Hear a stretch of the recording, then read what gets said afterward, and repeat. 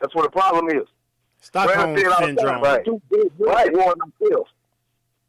Right. And I want to say this too, like, because we talking about post traumatic.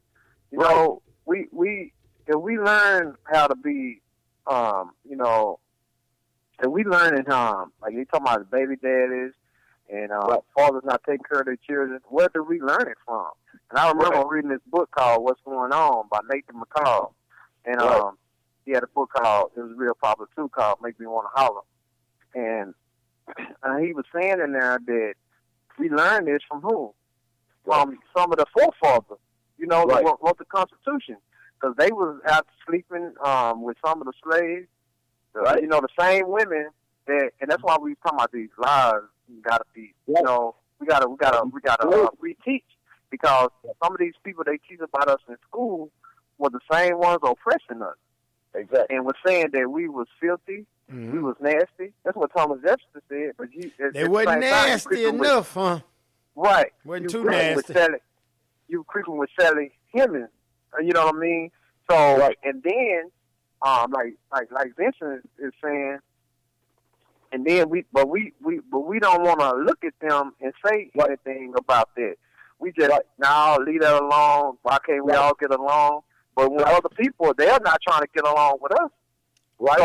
And we're not saying this across the board, because everybody's not like this. We're talking about those at the top, the system itself, not everyday people.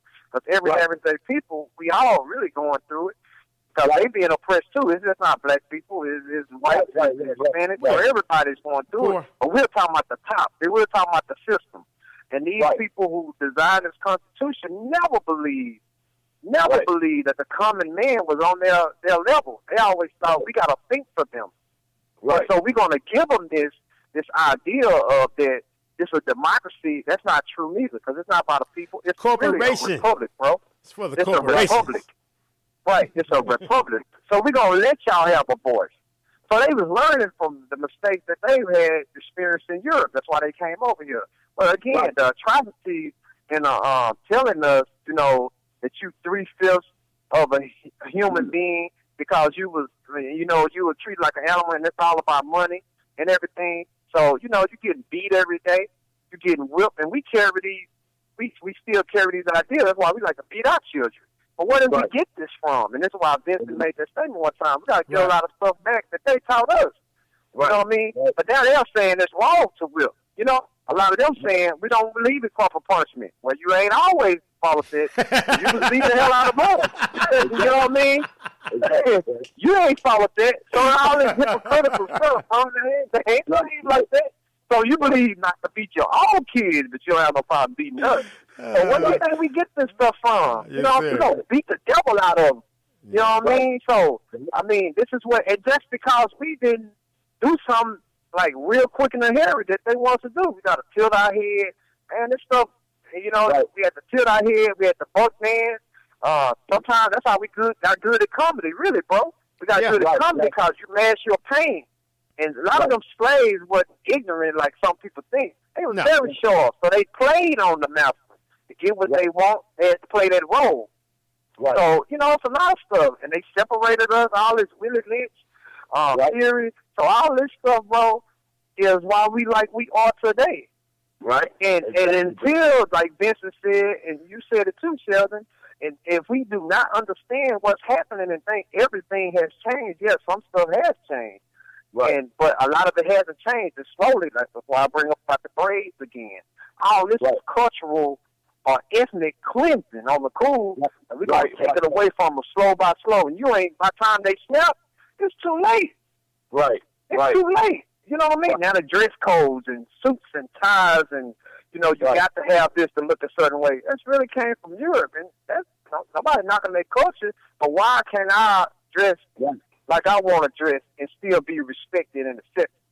Exactly. We used to make fun of people who use the language talking like they from Africa. Nobody used to do that, African booty scratcher. You know why? Because we didn't know.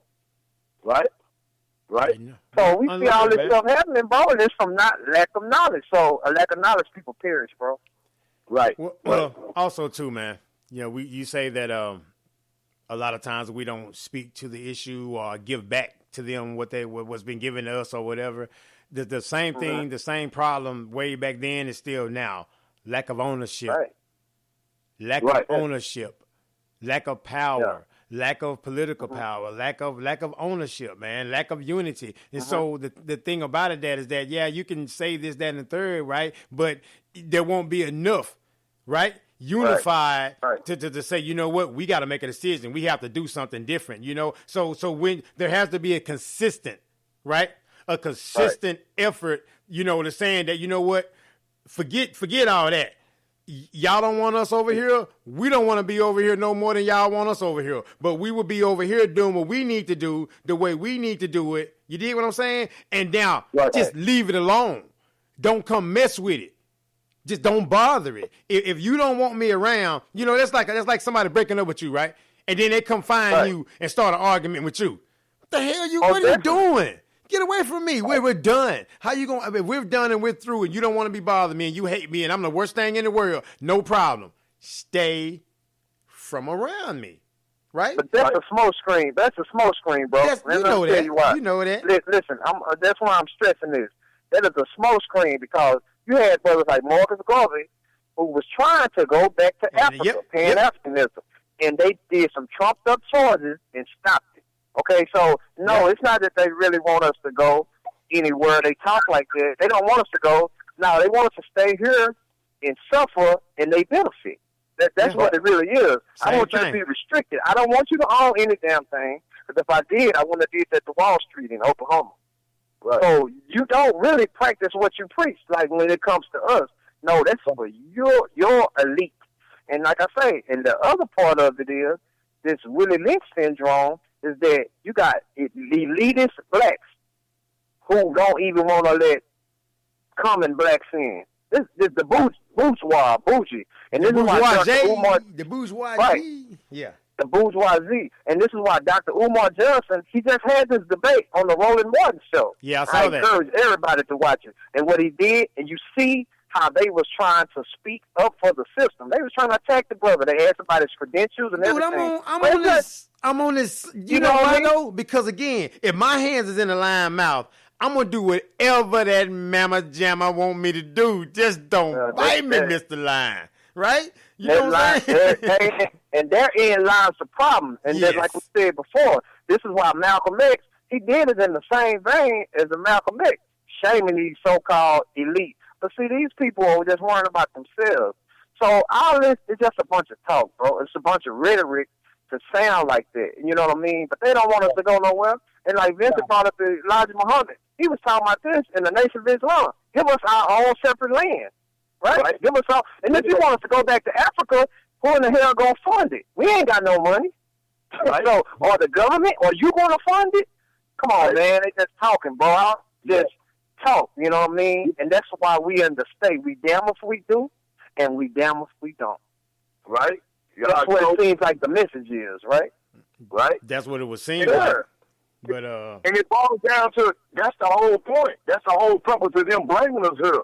And also, I would want, for us to reflect on, too, is that, and others, just know that the founding fathers of this country, they did not foresee that in the 2000s that you would have 40 million African Americans running around here, 20 million Asians running around here. They did not foresee that.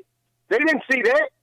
That's why the Constitution and the laws were so stern.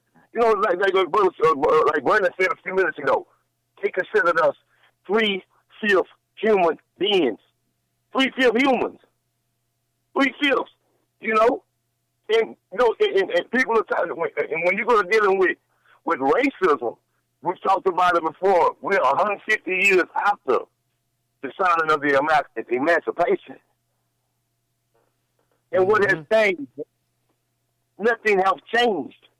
You feel emancipated, Vincent? I feel emancipated, man. I feel free.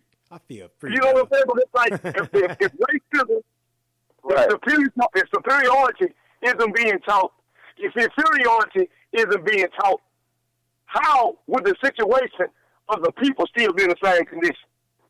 Because 150 years ago, those people are dead. They dead, right? Right. But the message lives on. Yeah, the effects still live on because again, no treatment. So it did. The idea is they did it. You know what I mean? Yeah, right. The idea still go because again, all of them didn't die, right? So but before they died, they can say, okay, so now if I see mama or grandmother or grandfather or grandson, son or whatever, right, acting a certain way from the symptoms of this, okay, like say I'm removed from this, the issue with slavery, right? Okay, there's some children, and then they have children, and then they have children, right? And so again, you got the attitudes that's passed down, the negativity maybe that's passed down, the results that's passed down. But again, though, they may not be removed from the fact that, well, they just got ripped from their mama, don't even know who their mom is, don't even know who their dad is, or just watch their dad sit up there and get raped, you know what I mean, though, because they teaching everybody a lesson, right? Or watch their mom sit up there and get raped, and this man got to sit and watch this and can't say nothing. I can't say nothing while you do this woman. So again, you got people that are removed, right? The generations and generations of going through that kind of stuff and that kind of hurt, that kind of pain, that kind of regret. I should have done something. I could have done something. I didn't want to, you know what I mean? You gotta live with that. You gotta go through that, right? All that on your mind. And again, no counseling table, no sitting back and let's saying, okay, man, okay, well, what can we do? Okay, as you said, you guys say talking about penitentiary and stuff like that. When you guys get out of there, nobody's giving you guys an exit interview, right? Nobody's sitting down with you guys saying, okay, Vincent, okay, Brandon, these are the things we're going to have lined out. Right. These are the organizations that we have set up for you guys, and these are the systems, and here's a little funding to help you out, get right here. These are the houses that you can choose from. These are the opportunities that's available for you. What do you got? You just free. Hey, you free? Hope you don't come back. Right. And one thing we need, and man, y'all making some great points. And one thing we all need to understand.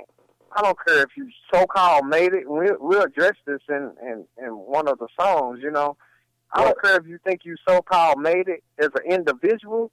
You still always looked at as part of the group.